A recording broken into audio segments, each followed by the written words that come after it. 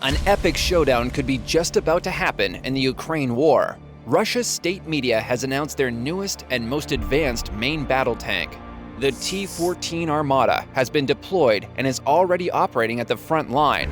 As Germany and other European nations export their Leopard 2 tanks to Ukraine, the stage is set for a fierce battle against Russia's T-14. These tanks have advantages and disadvantages, and their qualities and capabilities are in many cases comparable. With powerful weaponry, mobility, and armor protection, these tanks are at the forefront of ground warfare technology. Who will come out on top in this titanic struggle? Keep watching to find out, and make sure to like and subscribe if you enjoy this type of content in your daily search for news from Ukraine.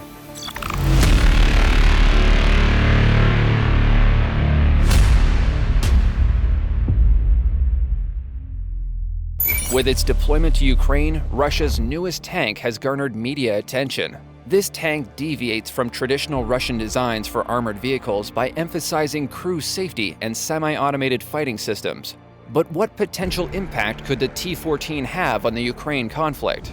First and foremost, it appears that the T-14 has not yet taken part in direct assault operations. The tanks have not been seen directing or taking part in any significant offenses, despite being employed to fire on Ukrainian positions.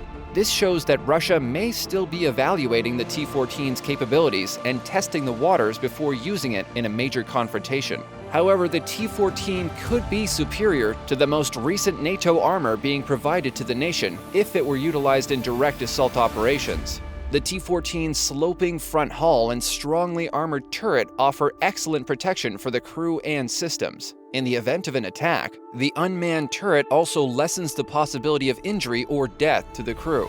Additionally, the T-14 could have an edge in terms of accuracy and range thanks to its sophisticated sensors and targeting systems. Its 125mm smoothbore gun can fire a variety of munitions, including armor-piercing, high-explosive, and anti-tank guided missiles, and has a reported range of up to 8 kilometers.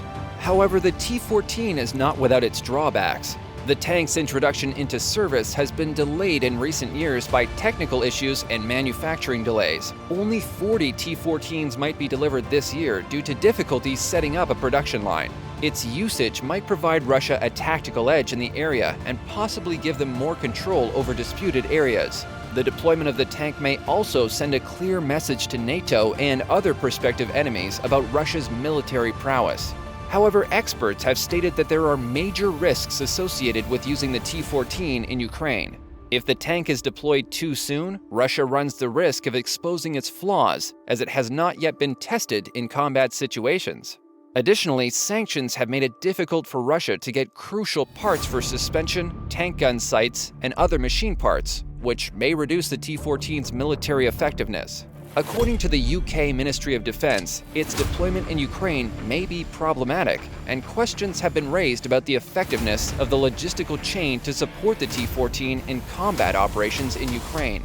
Still, the T-14 heralds a change in Russian military tactics towards more cutting-edge and innovative weaponry.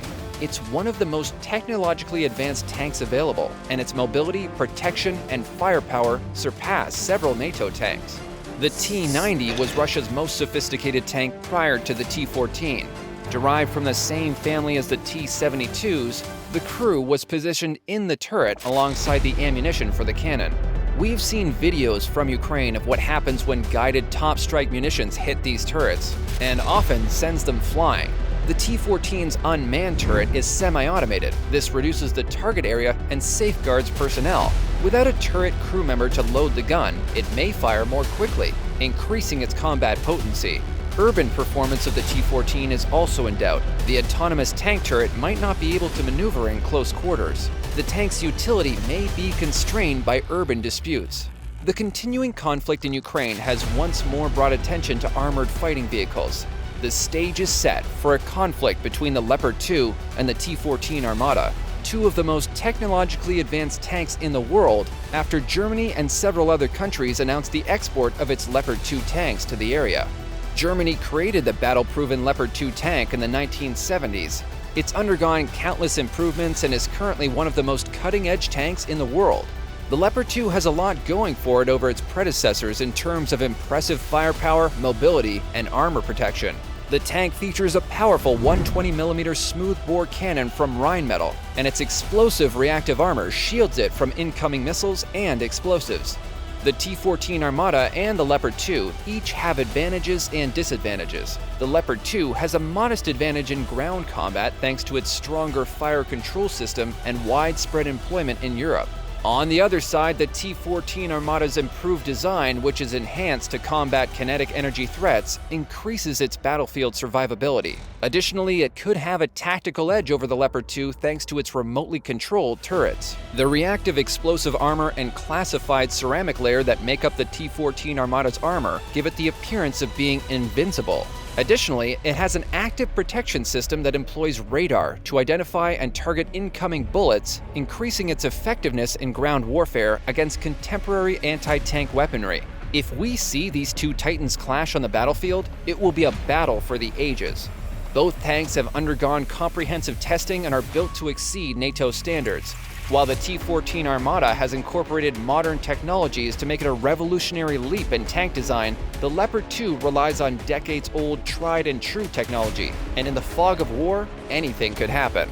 One thing is certain, each tank has its advantages, and the result of a one-on-one combat match is not clear-cut. While the T-14 Armata's capabilities have been shrouded in uncertainty with only the Russian officials' statements to go by, the Leopard 2 is still a force to be reckoned with in ground combat. Which tank is ideal for their military activities will ultimately be decided by the circumstances of the engagement and the training level of each crew. We will most likely see the tanks in combined arms operations, and the effectiveness of the tank will ultimately be decided by how it's employed. Who do you think would come out on top if these machines came face-to-face this spring? Let us know in the comments below. And if you enjoyed this video, like and subscribe to our channel.